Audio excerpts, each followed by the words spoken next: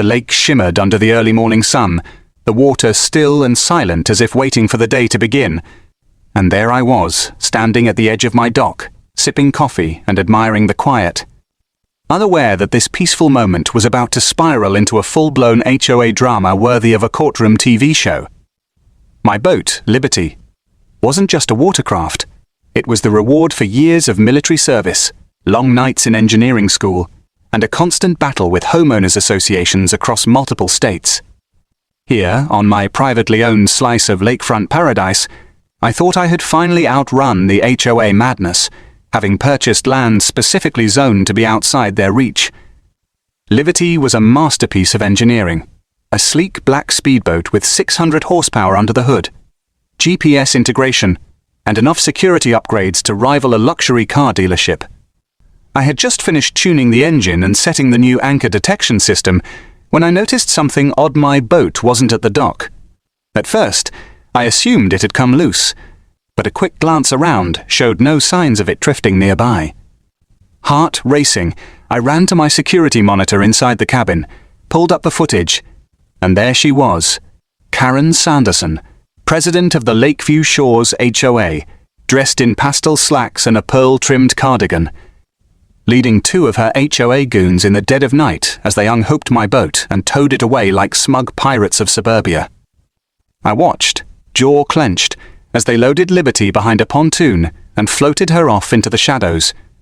And my fury only grew when I received a call later that morning from Sheriff Boone, an old Marine buddy turned county lawman, telling me that Karen had just called 911 and reported me for operating an unauthorized military vessel on the lake, and that she was holding the boat at her HOA's private marina as EC.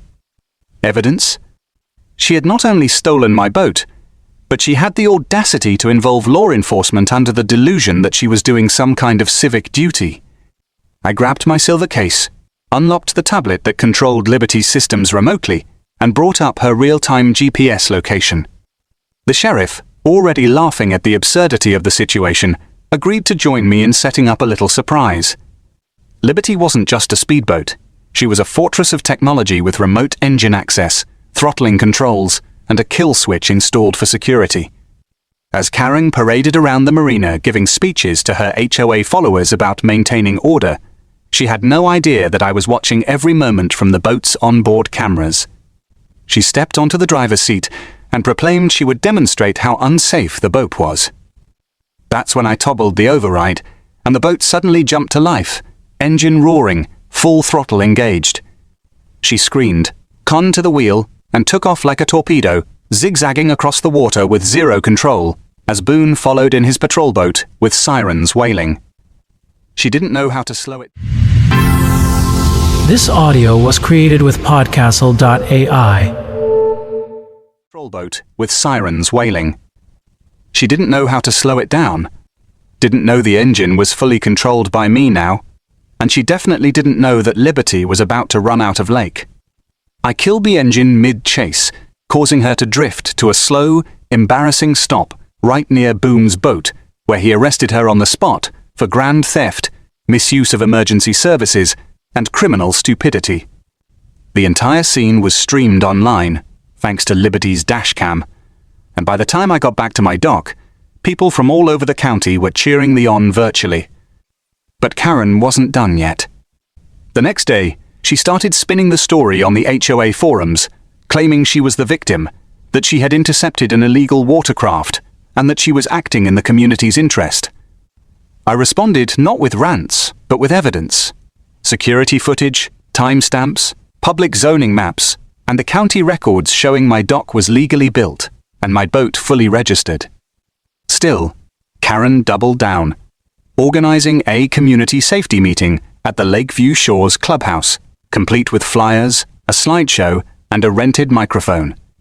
She showed blurry photos of my boat, tried to argue that the sound of Liberty's engine created psychological unrest, and even attempted to convince attendees that my military background made me a danger to public peace. Just as she was reaching peak hysteria, Sheriff Boone entered the room and calmly stated that her entire presentation was based on lies, that she was under investigation, and that no HOA had jurisdiction over private property beyond its designated boundary.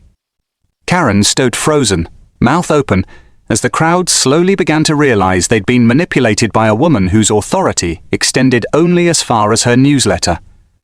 And yet, she still didn't stop. I started receiving anonymous threats in my mailbox.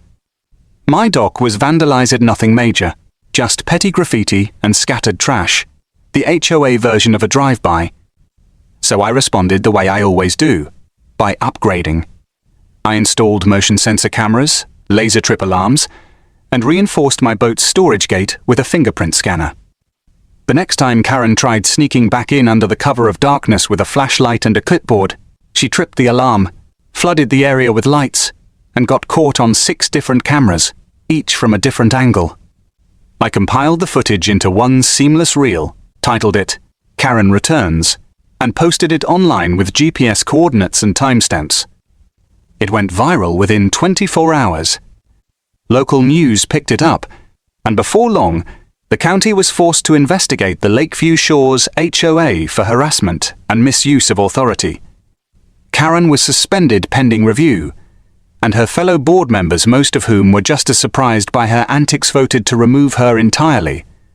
The next week, the HOA elected new leadership, issued a public apology, and quietly updated their guidelines to ensure no further cross-boundary enforcement shall occur.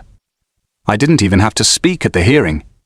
The facts and the footage spoke loud enough. To celebrate, I hosted a lake party, open to anyone except HOA officials.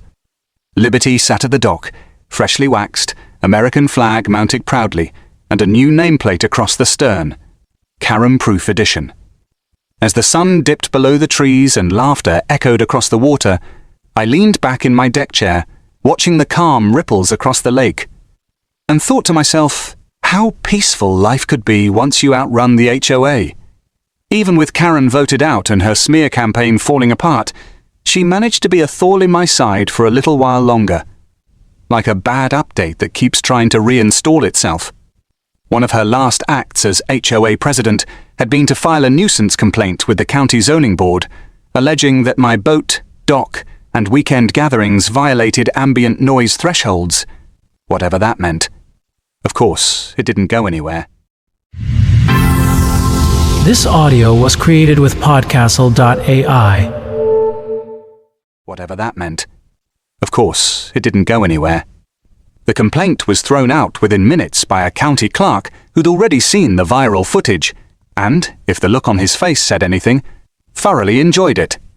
But even dismissed nonsense requires paperwork, so I spent a few days compiling a binder 3 inches thick, filled with permits, timestamps, annotated maps, witness statements, and printed screenshots of Karen herself claiming in public forums that she would take matters into her own hands.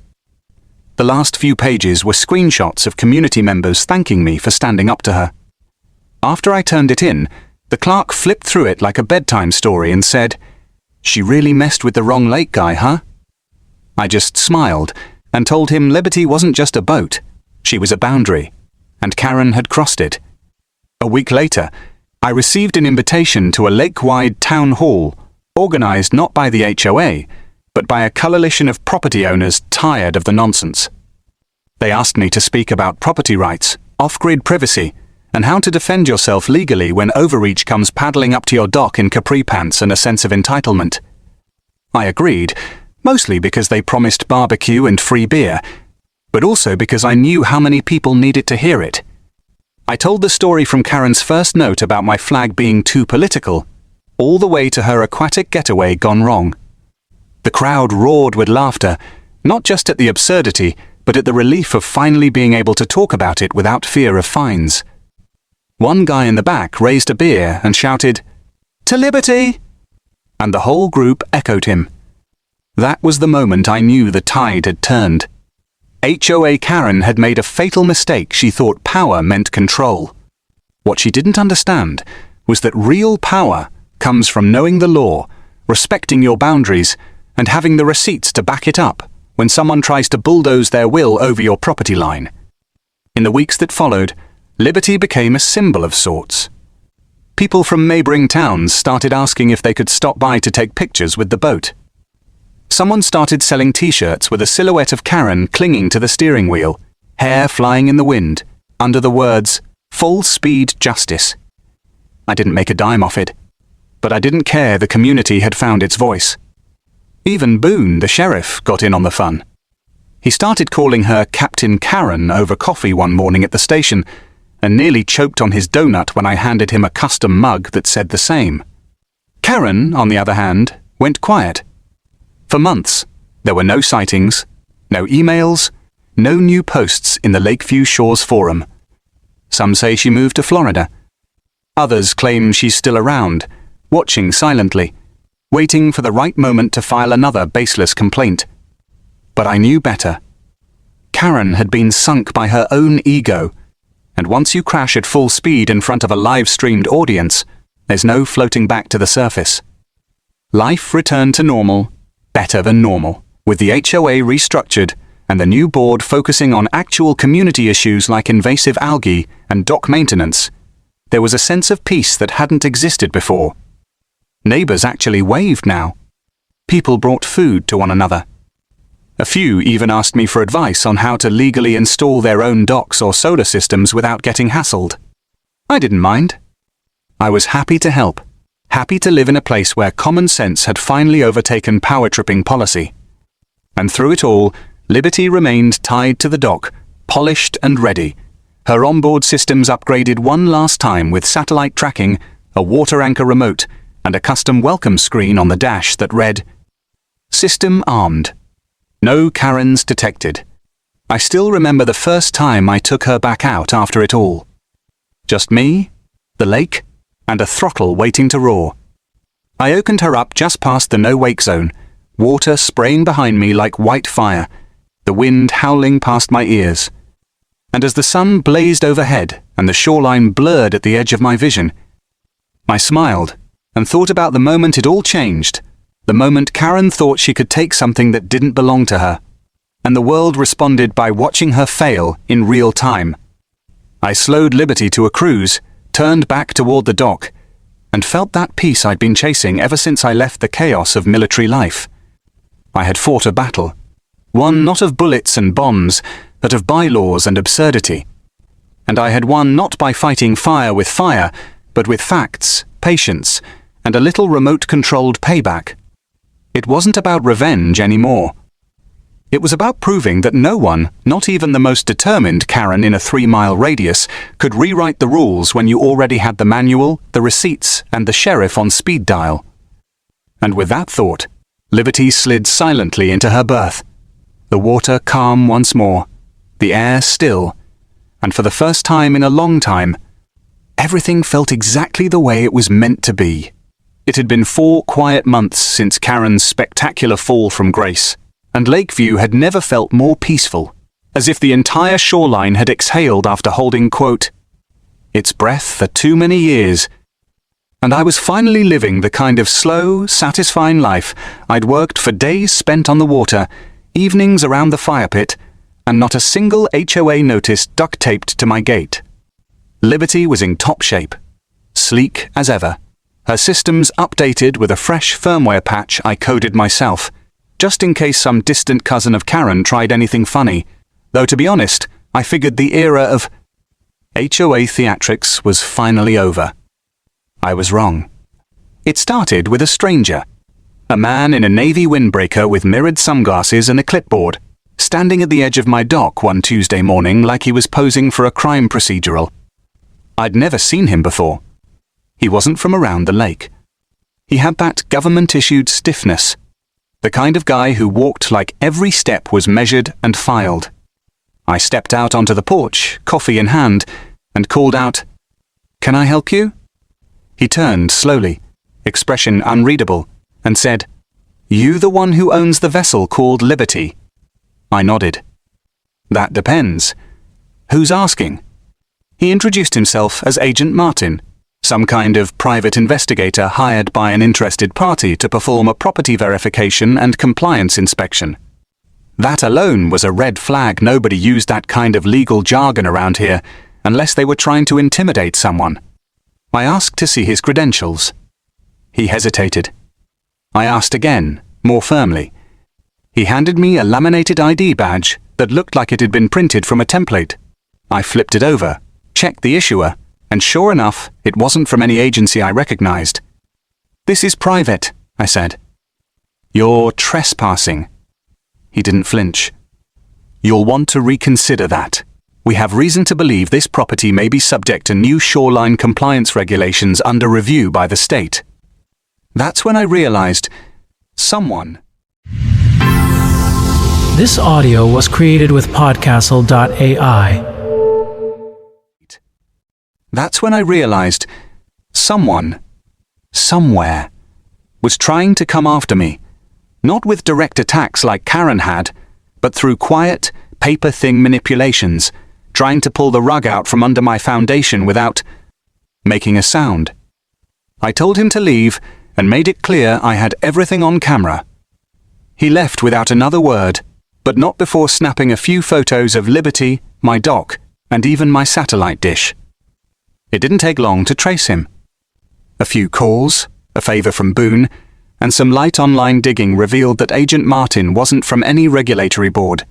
He was a private contractor hired by a law firm with deep ties to none other than Keller Bass. Partners LLP. That name brought the blood back to my ears. Keller was Karen's maiden name. Turns out, she hadn't vanished. She'd simply stepped back, reorganized, and started playing the long game. Word around the lake was that she was working remotely as a consultant for a regional HOA lobbying group, trying to influence zoning language from the shadows. It was a classic Karen maneuver: retreat, rebrand, and retaliate from a new angle. So I got to work. I contacted every local official who remembered the Liberty incident, reminded them of the ruling, and had them issue a fresh confirmation that my dock and boat were fully compliant. I also doubled down on security, not just physical, but legal. I hired a friend who specialized in property law and had him audit every line of my land deeds, lake usage rights, and digital records. Then I had a new sign made private property. Trespassers will be filmed, flagged, and meaned. I thought that would be the end of it. But Karen wasn't trying to win by force this time. She was trying to rewrite the battlefield. A few weeks later, a local news segment aired, claiming new zoning discussions were underway that could impact unregulated lake access points across the county. The piece featured a blurry interview with a community advisor whose face was pixelated, but the voice was unmistakable. Karen. Her argument? That individual docks posed public risk and lacked aesthetic cohesion, claiming that without a central board to regulate them, the lake would descend into chaos. I nearly spat out my beer. She was trying to create a new regulation that would essentially give HOA-like control to a county-run lake authority, one that just so happened to have her as a policy advisor. I wasn't going to let that happen. I rallied my neighbors again, reached out to the community groups who'd supported me the first time, and began preparing a counter-campaign. This wasn't just about my boat anymore. This was about stopping a woman who didn't know how to stay in her lane from building an entirely new lane just to control it. I filed a formal challenge to the proposed regulation and demanded a public forum. The county reluctantly agreed, and a date was set for a hearing at the Civic Center, 1 week before the new zoning vote. The morning of the hearing, I loaded Liberty onto her trailer, polished her until she gleamed, and parked her right in front of the county building. She wasn't just a boat, she was evidence, symbol, and story. Inside, I laid out my case with quiet, deliberate precision. Liberty was legal, safe, neighbor-approved, and a textbook case of individual property rights, working exactly as they should. Then I played a video montage Karen's voice from her old speeches, her contradictory statements, and her refusal to acknowledge prior rulings. It was damning. The zoning board looked uncomfortable. By the time I finished, the room was dead quiet, until someone in the back clapped, then another, then the whole room.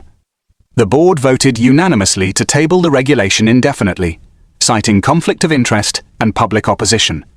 It was over. Again. Karen had lost again. But something told me she still hadn't learned. After all, Karens don't retire. They reboot. But I wasn't worried, because Liberty was ready. And so was I. I wish I could say that was the last I heard from Karen, but true to form, she had one last act to play. The grand finale she must have imagined in her head as a triumphant return, the moment where she would reclaim power and restore her paper kingdom. But what she didn't realize was that everyone else had already moved on. Like a theater emptying out long after the credits had rolled. It was a calm Sunday morning, the kind where the lake doesn't make a sound and the air feels too still to touch, when I noticed something strange on the surveillance feed.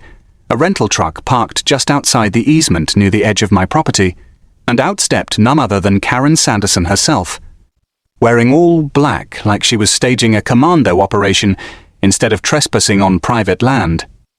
She had two younger guys with her, clearly hired hands, one carrying a duffel bag, the other holding what looked like a measuring wheel and a clipboard, and they moved quickly, taking photos of the shoreline, the dock, the new satellite antenna I'd installed last month, all of it. I waited. I didn't confront them right away, because the cameras had them covered from every angle, and I wanted to see how far they'd go. Karen strutted to the dock like she owned it, reached into her purse and pulled out a plastic seal, the kind HOA patrols use to tag violations. She tried to attach it to Liberty's cleat. That was enough. I activated the pre-installed geofence alarm, which blasted a siren from the dock post, triggered floodlights, and sent a live alert straight to Boone's phone. Karen shrieked. The two guys dropped their gear, and within 5 minutes, Boone's cruiser pulled up behind the rental truck, with lights flashing and his boots stomping. I stepped out of the cabin with my GoPro rolling, and Boone didn't even ask questions he already knew. Trespassing. Property interference? Possible harassment in violation of restraining terms, he muttered as he cuffed her again. Karen screamed something about constitutional rights and community oversight, but it was over before it started. The footage went viral faster than the boat chase. News stations replayed the moment Karen tried tagging the boat like she was branding a cow, and one even ran a split screen of that and her first arrest with the caption, "Karen returns, HOA 2, Liberty 0. Only this time, the public wasn't amused, they were fed up. The county finally had enough cause to open. This audio was created with podcastle.ai. They were fed up. The county finally had enough cause to open a full investigation into her post-presidency activities, the shell groups she'd been funding to push zoning changes, and the money trail behind her lobbying work. It all unraveled quickly. Subpoenas were issued, laptops were seized, and suddenly Karen was no longer a nuisance, she was a defendant. I didn't go to her hearing, but I heard about it. The charges weren't heavy, mostly civil violations and fines, but the real blow came from the state board that revoked her right to serve on any registered HOA in the state for the next 10 years. For a woman like Karen, that was a lifetime sentence. And with that, the curtain fell. Liberty remained untouched, polished, and more respected than ever. The dock was never tampered with again. No one else came knocking with fake badges or phony claims. The new HOA president, a quiet guy named Marvin who liked fishing and didn't care what color your shutters were, even came by to shake my hand and thank me for holding the line. I told him the line wasn't just mine, it belonged to every homeowner who'd ever been threatened by someone with a clipboard and a god complex. We ended up talking to hours over cold beers, just two guys who wanted to be left alone in peace. A few weeks later, I held one last gathering at my place, a celebration not just for me, but for everyone who had stood up to the madness. People brought food, stories, and lawn chairs. A band played old rock covers near the fire pit. Liberty floated just offshore, lit by string lights and reflected stars, her engine silent, her presence loud. Someone handed me a beer and asked, "Do you think she'll ever come back?" I laughed. Not unless she swims. We all toasted to that. And as the night wore on, and the lake shimmered beneath the moonlight, I leaned back in my chair, content, calm, and finally free, knowing that no matter how many rules someone tried to write, no matter how many committees they chaired or forms they forged, there would always be people like me, people who don't just defend their rights but understand them deeply enough to outlast, outmaneuver, and outrun anyone foolish enough to test them. Because in the end, the law doesn't bend to loud voices or bold fonts, it stands with the truth. And sometimes, it rides in at full speed, engine roaring, no Karen in sight.